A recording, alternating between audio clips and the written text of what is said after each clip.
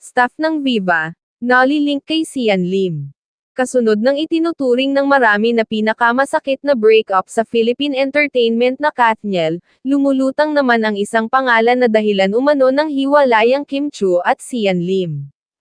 Sa latest vlog ni OJ Diaz sa kanyang YouTube channel na OJ Diaz Showbiz Update, pinahapyawan niya ang breakup issue ni Kim at Sian na tinanong kung sino si Iris Lee, sa buhay ng aktor. Napapabalita raw kasi sa isang social media platform na pinagpipiestahan ang mga larawan ng dalawang magkasama. Si Iris Lee daw ay non-showbiz ito na, parang staff ng Viva or writer ng Viva na nalilink kay Sian Lim, ani OG. Ayon pa kay OG na dapat sagutin na ng aktor kung sila pa ba o hindi na ni Kim Chiu at dapat huwag nang magsabi ng mga mahahabang statement. Linawin na lang ni Sian Lim yan. Wag nang mahaba ang statement, dagdag pa ng showbiz reporter. Wala pa namang tugon si Sian hinggil sa nilutang na pangalan ni OG.